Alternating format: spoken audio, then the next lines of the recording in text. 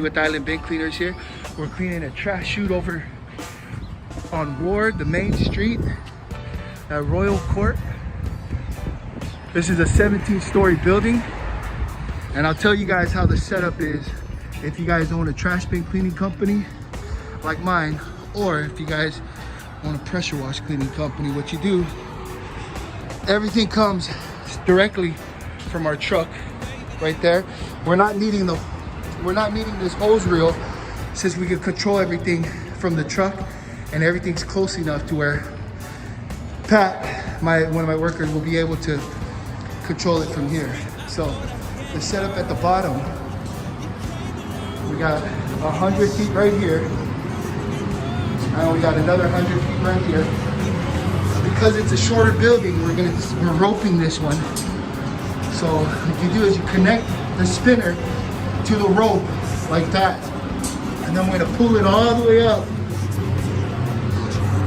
And because it's light enough, I'm able to pull the hoses up through the trash chute, and then we'll go ahead and we'll start our cleaning. So once we start the cleaning, we're gonna use these walkie-talkies right here to communicate. The biggest thing with cleaning these trash chutes is communication, because you need to make sure what's happening down here is communicated to what's happening upstairs, which is where I'm gonna be.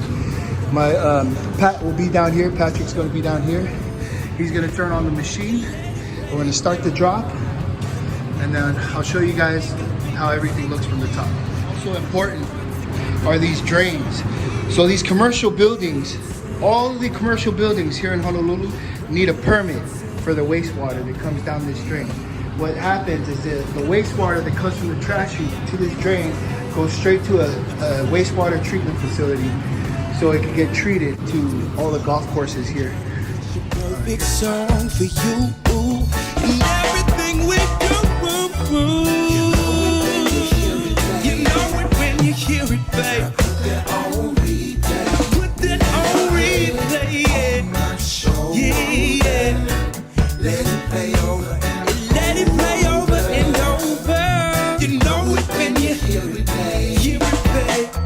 I put that on replay, yeah.